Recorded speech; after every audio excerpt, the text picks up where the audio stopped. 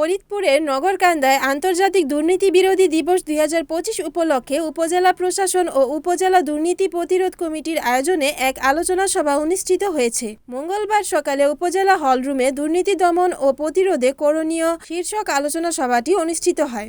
অনুষ্ঠানে প্রধান অতিথি ছিলেন উপজেলা নির্বাহী অফিসার মেহরাজ শারবিন। বিশেষ অতিথি হিসেবে উপস্থিত ছিলেন সহকারী কমিশনার আফরোজা হক তানিয়া। সভার সভাপতি ছিলেন উপজেলা দুর্নীতি প্রতিরোধ কমিটির সভাপতি মোহাম্মদ মুজিবুর রহমান এবং সঞ্চালনা করেন কমিটির সদস্য রোজি আক্তার। এ সময় উপজেলা স্বাস্থ্য কর্মকর্তা ডাক্তার জয়দেব কুমার সরকার, কৃষি কর্মকর্তা রেজাউল করিম, সমাজ সেবা কর্মকর্তা কাজী নিমেরি, মহিলা বিষয়ক কর্মকর্তা কাকুতি দে, নগরকান্দা প্রেস ক্লাব ও রিপোর্টার্স ইউনিটির নেতৃবৃন্দ সহ বিভিন্ন দপ্তরের কর্মকর্তা, শিক্ষক, সাংবাদিক ও শিক্ষার্থীরা উপস্থিত ছিলেন। বক্তারা দুর্নীতির কুফল প্রতিরোধকমূলক ব্যবস্থা ও সেবায় স্বচ্ছতা নিশ্চিতকরণের গুরুত্ব তুলে ধরেন।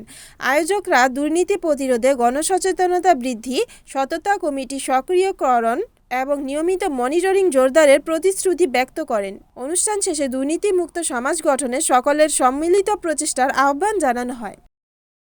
Report Mohammad Shahjalal, NNTV, Faridpur.